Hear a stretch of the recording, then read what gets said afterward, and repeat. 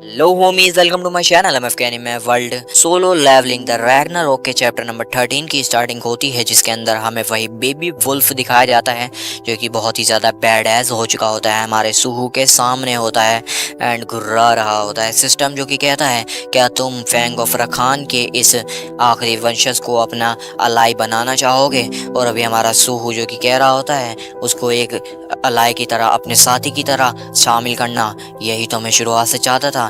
आखिर मैं Fang of रखान के साथ ही तो मिलके लड़ना चाहता था, तो हाँ, मैं उसे अपना अलाय बना। एंड इस वक्त में हमारा ब्रोकी, जिसके हाथ पे फैंग ऑफ रखान के वंशज ने यानी कि उसके डिसेंडेंट ने काटा होता है, वो सोच रहा होता है कि साला डिसेंडेंट ऑफ द रखान, ये साला बहुत ही ज़्यादा बेकार, तूने मेरे अंदर से रखान फैंग्स का जितना भी माना है वो सब कुछ एब्जॉर्ब कर लिया एंड तूने रखान ऑफ फैंग का माना भी अंदर अंदर अपने अंदर ले लिया है। एंड इस वक्त में सोहू जो कि ये बात सोच रहा होता है, क्या रखान ऑफ फैंग ने अपने आप को सेक्रीफाइस कर दिया? उस तलवार ने अपना सारा का सारा माना इस बंदे के लिए अपने ऊपर सेक्रीफाइस कर दिया, आखिर क्यों? एंड विंडो पे अभी भी लिखा आ रहा होता है, क्या तुम फैंग ऑफ रखान के डिसेंडेंट को अपने साथ तलाई में लेना चाहोगे?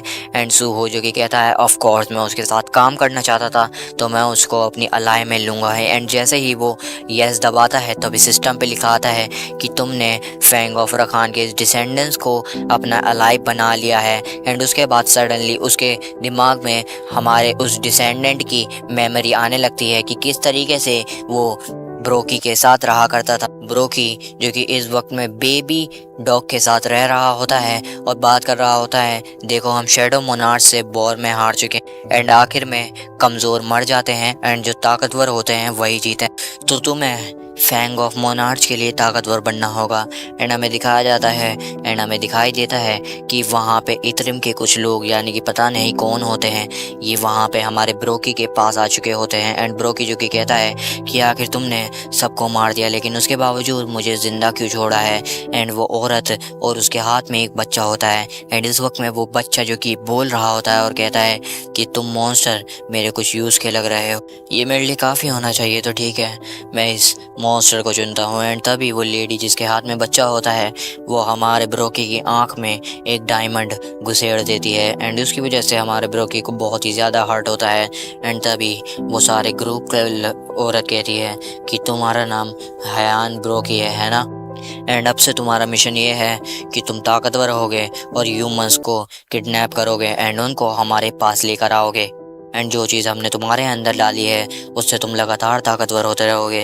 एंड ये सारी चीज़ें वैसे तो इंसान पे भी डिपेंड करती है कि वो ताकतवर होगा या नहीं होगा, लेकिन अब इस चीज़ के बाद जिस इच्छा के लिए तुम लोग जी रहे थे अब तक, वो इच्छा तुम्हारी भी ख़त्म हो जाएगी। एंड तभी हमें दिखाया जाता है कि इस मूवमेंट से वो हमारी बेबी डॉग को कुछ अलग नज़रों से देखने लगता है।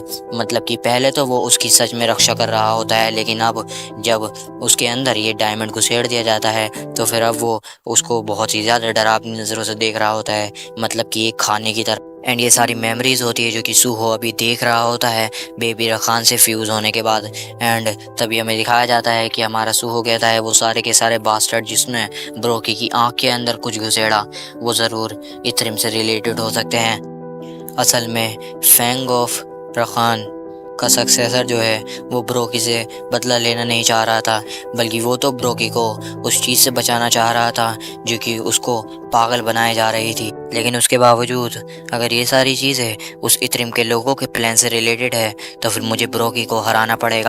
लेकिन यहाँ पे मैं इतना ज़्यादा स्ट्रॉन्ग नहीं हूँ कि मैं ब्रोकी को यहाँ पे हरा पाऊँ। एंड हमें दिखाया जाता है ब्रोकी जिसका ऑरा कुछ ज़्यादा ही बढ़ गया होता है एंड सिस्टम पे लिखा हुआ आता है क्योंकि तुमने एक अलाई को अपने अंदर लिया है एंड फिलहाल के लिए तुम 8 लोगों को अपना अलाई बना सकते हो। एंड यहाँ पे तुम्हारी एक स्किल भी अनलॉक हो चुकी होती है जो कि होती है बॉन्ड स्किल। एंड यहाँ पे तुम अपने अलाई के साथ बॉन्ड भी बना सकते हो। एंड सडनली हमें दिखाई देता है कि बहुत ही खतरनाक सी लाइट चमकती एंड बेरू जो कि कहता है यंग मोनार्च एक ऐसा एक्सपीरियंस कर रहे हैं जो कि यहाँ तक कि पुराने मोनार्च का भी एक्सपीरियंस नहीं था। दोनों का एक्सपीरियंस बहुत ही ज़्यादा अलग है। एंड तभी वो ब्रोकी जो कि हमारे सोहू पे हमला करने वाला होता है और कहता है मुझे नहीं पता कि तुम क्या कर रहे हो, लेकिन तुम्हें सच में लगता है जो तुम कर रहे हो मैं तुम्हें वो करने दूंगा। एंड सडनली वो हमारे सोहू पे बहुत खतरनाक सा पंच मारता है एंड पीछे की सारी दीवारें फट जाती हैं। एंड तभी हमें दिखाया जाता है वो पंच तो हमारे सूहो को लगा ही नहीं होता, बल्कि बहुत ही ज़्यादा लेजेंडरी फॉर्म लेके हमारा सूहो हमारे उस ब्रोकी का हाथ पकड़ लेता है। एंड तभी हमारा उस पर स्किल लिखी आती है कि एक ऐसी स्किल है जिस बाद हमें इस स्किल के बारे में बताया जाता है कि इस स्किल के अंदर, जिसे बीस्ट पोजेशन स्किल कहते हैं, ये सिर्फ 1 सेकंड के अंदर 1 माना यूज़ करती है, मतलब कि बहुत जल्दी जल्दी ये माना का यूज़ कर रही है। एंड क्योंकि तुमने बीस्ट के साथ कॉम्बिनेशन कर लिया है तो फिर अब तुम्हारी जो सेंसेस है वो बिल्कुल एक बीस्ट की तरह हो जाएंगे। एंड तभी ब्रोकी कहता है कि तुमने उस साले रखान के बाल को अपने अंदर एब्जॉर्ब कर लिया है। एंड तभी वो हमारे सोहू पे हमला करने वाला होता है, लेकिन सोहू जिसको अपनी बॉडी बहुत ही ज़्यादा लाइट लग रही होती है एंड वो बहुत ही ज़्यादा जल्दी जल्दी मूव करे जा रहा होता है एंड सारे हमलों को यूं ही डॉज कर रहा होता है। एंड इसकी वजह से यहाँ तक कि छोटे छोटे हमलों से भी मैं बचा जा रहा हूँ, मुझे कोई भी दिक्कत नहीं हो। एंड अगर फ़िलहाल ऐसा है तो एंड तभी हमारा सोहू जो कि बहुत ही ख़तरनाक तरीके से एंड बहुत ही बेहतरीन किक मारता है जो कि सीधा जाके हमारे ब्रोकी के फेस पे लगती है। एंड ब्रोकी जो कि सोच रहा हो आखिर साला ये हो क्या रहा है, क्या ये वही सेम चाइल्ड है जो कि पहले था, इससे मैं अभी लड़ रहा था, आखिर इसके साथ कैसे हो गया, मैं हार नहीं सकता, आखिर मैं कैसे ही हार सकता हूँ, अगर मैं हारा तो फिर मैं सब कुछ खो दूंगा। एंड तभी हमारे सूहू पे एक बहुत खतरनाक हमला कर देता है एंड हमारा बेरू कह रहा होता है क्या उसका माना इंक्रीज हो गया, उसका माना बहुत ही ज़्यादा बढ़ चुका। उसके बाद फिर ब्रोकी कहता है मुझे नहीं पता कि तुम अब तक क्या कर रहे थे उसके साथ, लेकिन मैं इस तरीके से किसी इंसान से तो हार नहीं सकता। एंड आखिर में जीत और हार हमारी ब्लड लाइन की इस जो स्पीशीज़ डिफरेंस होता है उससे होता है, और मेरी स्पीशीज़ सबसे ज़्यादा सुपीरियर है तो फिर तुम मुझसे जीत ही नहीं। एंड तभी वो दोनों एक दूसरे के हाथों में बहुत ख़तरनाक सा पंच मारते हैं। ब्रोकी जिसका हाथ तो टूट जाता है एंड हमारे सूहू के हाथ पे भी कुछ असर हुआ होता है एंड हमें दिखाया जाता है हमारे सूहू के पास मार्शल आर्ट स्किल का लेवल बना एंड इससे 33% तक डैमेज होता है। एंड तभी हमारा बेरू जो कि कहता है तेरी हिम्मत भी कैसे हुई कि तू स्पीशीज़ की ब्लड लाइन के बारे में बात करे, वो भी यंग मोनार्च के सामने, क्योंकि शैडो मोनार्च की जो ब्लड लाइन है वो सबसे ज़्यादा सुपीरियर है। एंड तुझे सच में लगता है कि तू उनके सामने जीत भी सकता है। एंड तभी जैसे ही हमारे क्योंकि ये बात रियलाइज़ होती है तो वो कहता है इसका मतलब कि ये जो बच्चा है, एंड मैं बताता हूँ इस टाइम में क्या कहने वाला होता है कि ये शैडो मोनार्च के डिसेंडेंट है। उसे ये बात रियलाइज़ हो चुकी होती है कि वो उसके सामने नहीं जीत सकता।